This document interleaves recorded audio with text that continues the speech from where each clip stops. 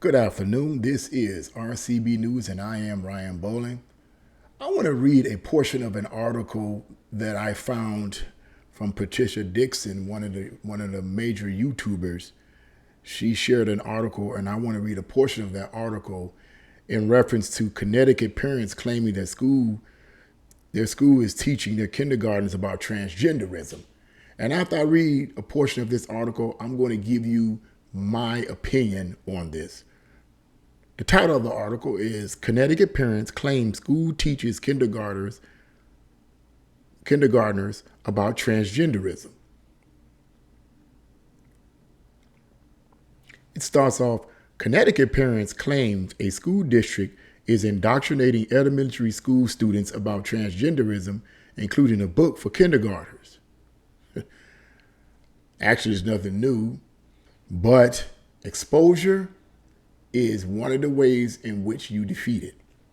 Officials of the West Hartford Public Schools told parents that they could not opt out from the materials. This is sickening. Told parents that they could not opt out of the materials, according to a release from advocacy group Parents Defending Education. The reading list for kindergartners, including the book Introducing Teddy, according to a lesson sheet shared with the Daily Caller's News Foundation. One sunny day, Errol finds that Thomas is sad, even when they are playing in their favorite ways. Errol, spelled Errol, so maybe I might have butchered that up, but Errol can't figure out why until Thomas finally tells Errol what the teddy has been afraid to say. In my heart, I've always known that I'm a girl teddy. Wow. Not a boy teddy. You can't make this stuff up, people. I wish my name was Tilly, not Thomas. The summary for the children's book reads, I am Jazz, which relates the story of transgender reality star Jazz Jennings, also appears on the reading list for fifth graders. Teaching elementary students that their parents assigned them their gender at birth, but may have gotten it wrong because anatomy is separate from gender is an obscene example of adults using ideology to confuse and manipulate children's minds. Erica Sanze of Parents Defending Education told DCNF, bingo. The fact that parents are not permitted to opt for their children out of this content based in gender ideology is so sinister, it's hard to believe it's even legal. And I'm going to stop right there. You can read the rest of that, a portion of that article in the description box below. But I want to start right off, and I'm going to keep saying this, and I'm going to keep exposing this right off the front. The first and foremost thing that we got to understand and remember is that the purpose for this, at least from my understanding, is to corrupt the minds of these young people at an early age in order to be able to better control them politically for the radical left. The purpose is to confuse them about their sexuality, because even at that age, at young ages, when they're in the kindergarten, and they still, let's be realistic, they're still not completely sure about their emotions and how they feel.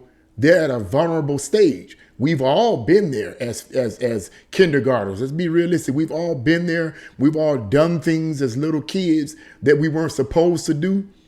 But we were young. We were inexperienced. We didn't know any better. And if we felt a certain way, we just did whatever we felt.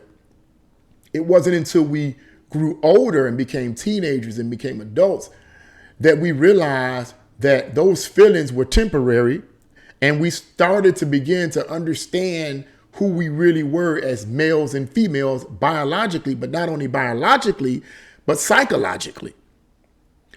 What these teachers are doing here is they're trying to grab hold of that emotional instability in young people at this age in order to manipulate it. See, because in a kindergarten age, you're not really sure. You're not really sure what it is all about. Let's face it, you know, even when you're born, you know, your parents will say, well, he's a boy or he's a girl. I don't have to assign the gender of my child That is the stupidest thing in the world. I don't have to assign any gender to them. They already have the gender on him. If it's a male, he has the male reproduction organs that proves he's a male. If it's a female, same scenario. As a parent, I don't have to say, oh, that's a female or that's a male. Hey, honey, that's a female. Hey, honey, that's a male. Oh, dear, I agree with you. Yes. Doctors, did you see that? That's a male. That's a female. No one has to assign anything in terms of their gender because it's clear when the child is born what their gender is. This is just a way to demonize the parents for standing for right and to promote this ideology, this corrupt ideology upon young, vulnerable minds. You got to wonder, why are they grabbing these kids? Why so young? Because that's, as I said earlier, their minds are vulnerable. They're doing this in order to be able to better control them politically for the radical left and for the other nefarious plans that they have that I'm not going to go into detail with. But it's all an elaborate plan. And get this, the article says that the parents can't opt out of this. Are you kidding me? Are you kidding me? The parents can't opt out of this material? Well, you can't change this. You know, you can't see. And that's why it's important that parents years ago should have gotten more involved, because the radical left is really pushing this agenda. They're really pushing this corrupt mentality.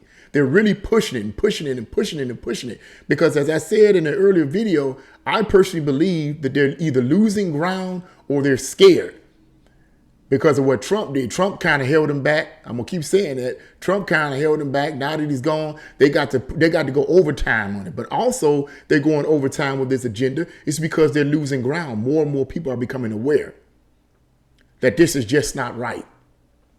So they want to corrupt our children as kindergartens, because they're not really sure. They're kind of unstable at that age about how they feel and how they look biologically. They're kind of unstable at that age, so they're not really sure. And that's when you get them. That's how the devil gets them. He gets them when they're young and not really sure.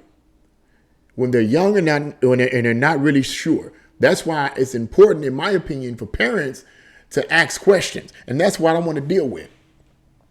My solution, I have a 16-year-old. He'll be 17 in January. I love him. Now, the thing about it is this. Even though my 16-year-old doesn't stay with me, I'm always in contact with him. I'm always asking him questions. I'm always pouring information into him and helping him out with things. And one of the things that I ask him on a constant basis, and he expects it every time I call him, what are they teaching you in school? What did you learn in math? What did you learn in history? What did you learn in science? Are they teaching you critical race theory? Are they teaching you any of these type of things? Sometimes he'll tell me yes. Sometimes he'll tell me no. But I want to know, because as a parent, I have a responsibility. It's not the responsibility of the schools to control your children. It's the responsibility of the parents to do that. The school's responsibility should be to teach your children math, history, science, whatever other things that they're supposed to be teaching. It is hard for me to believe that anyone can accept and agree with this kind of agenda in the schools. More and more parents need to be exposed to this reality so that they can attack it aggressively with counter information. And that's one of the reasons I believe that these school boards and these teachers are coming against these parents and calling them domestic terrorists and all this other stupid nonsense, is because they're losing ground. They want you to be ignorant. They want you to be blind. They want your children ignorant. They want your children blind. They want to pull your children away from you so that they can prepare them for the future that they have set for them. But we as parents have a responsibility to inform our children, to ask questions. Forget about what the teacher said. Teacher said, well, you can't opt out of this. Even if my child can't opt out of it, guess who my child lives with? My child lives with me, generally speaking, you know. But your children lives with you. They live with you. They don't live in the school.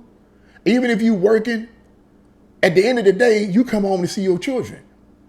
They don't live in the school. So therefore, knowing that they don't live in the schools and they live with you, we have the responsibility as parents to say, you know what? I'm going to do what I need to do. I'm going to ask questions and see even if you don't have the time to go to any of the meetings or whatever, or so whatever the case may be, any of the school board meetings, whatever, maybe you don't have the time for that. And that's understandable, because I certainly don't have the time. I don't have the finances to do so. I can't afford to do that, take off to do that. But I can't afford to ask questions. I can't afford to read and study and inform myself so that I can inform my son. So the same scenario. The more this is made apparent, the more we can push against it. The more this is revealed, the more we can push against it. You cannot push against something that you don't know about. So I just wanted to give that information right there. Listen, in my summary, just ask your children, what are they teaching? What subjects are the school teachers teaching you? What are they teaching you? What are they teaching you about math? What are they teaching you about history? Are they teaching you that math and history is racist? One particular, it was about a few months ago. I was reading an article. Actually, no, it was on Fox News a few months ago on Fox News. They had a teacher, they had a professor that Tucker Carlson was interviewing a professor that literally said that math is racist. Now, honestly, I would have had a hard time interviewing that man. There's no way I would interview anybody that's stupid. To sit up here and just say math is racist. Okay. Let me just say this about that. If math is racist, and I'm wondering if that professor is watching this, if math is racist, sir, then let's go all the way back thousands of years into ancient Egypt. Now, ancient Egypt, before it became colonized, was basically filled with dark-skinned people. We can basically all agree with that. Well, some of the most advanced forms of math was created in Egypt. You may say, well, how is that? The pyramids. To this day, the pyramids use very highly elevated, advanced math in order to create these things, to create these pyramids. They use the Egyptians use highly advanced math in order to create it. So if math is racist, then they must have been racist, because they use a highly evolved form of math in order to create the pyramids. And that was thousands of years ago. So how can math be racist? I just think that was a tactic to get young people, that he's teaching that nonsense, to get young people, the students in his class, to be like, yeah, math is racist. So maybe basically you don't need to think, is basically what he's saying. In my opinion, what he's saying, you just stay dumb, just stay stupid. You don't need to think, because true math makes you think. It makes you think logically. If math is racist and you plant that in the seeds of the minds of the students, then what they're going to think, for the most part, because their minds are not filled with good information, they're going to start thinking, well, yeah, math is racist, so I'm not going to pursue anything. I'm not going to try to study math because it's racist. And as a result, when you don't try to study a subject that will help stimulate your mind and help you to think logically, then you won't think logically in the future. That's what I think that's all about. But that's another story, and I digress. The point is this. We need to inform our children. We need to ask questions when they get out of school. What are they teaching you? But that's what I wanted to share with you guys. If you guys have any comments, please leave the comments in the comment section below. What do you think about all of this? What do you think about this story or this book being taught in schools in Connecticut? What do you think about it? Do you think it's right? You think it's wrong? I completely disagree with it. I think it's demonic. I think it's evil. And I think it needs to be removed. And if it's not going to be removed, I believe that the parents need to speak out against it en masse. That's how I feel about it. But if you guys like this video, press the like button, share this video, and subscribe. God bless you all, and see you again on RCB News.